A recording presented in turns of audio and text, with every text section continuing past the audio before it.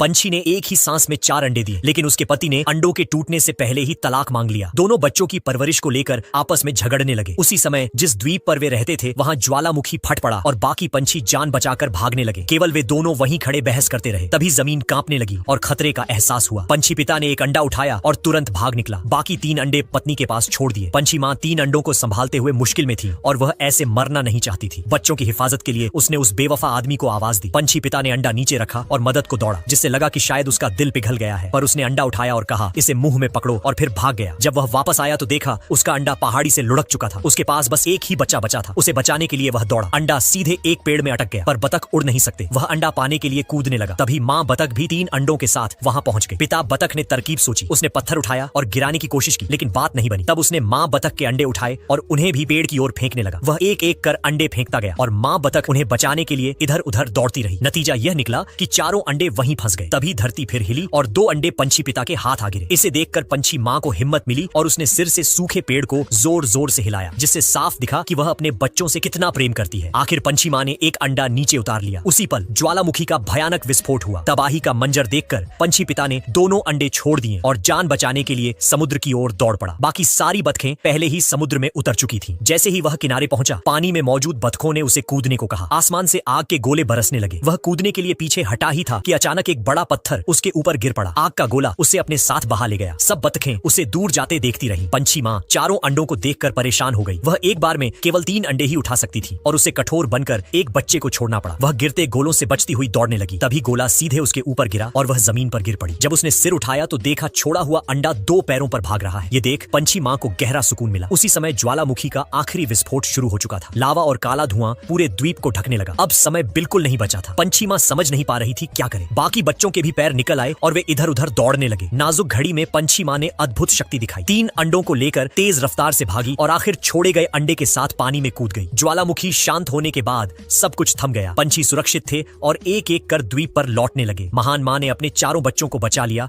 और अब उनकी खुशहाल जिंदगी शुरू होगी। केवल वही घायल रहा, पिता पंछी, जिसने अपने बच्चों को छोड़ दिया। माँ के लिए लाइक और सब्सक्राइब कर देना।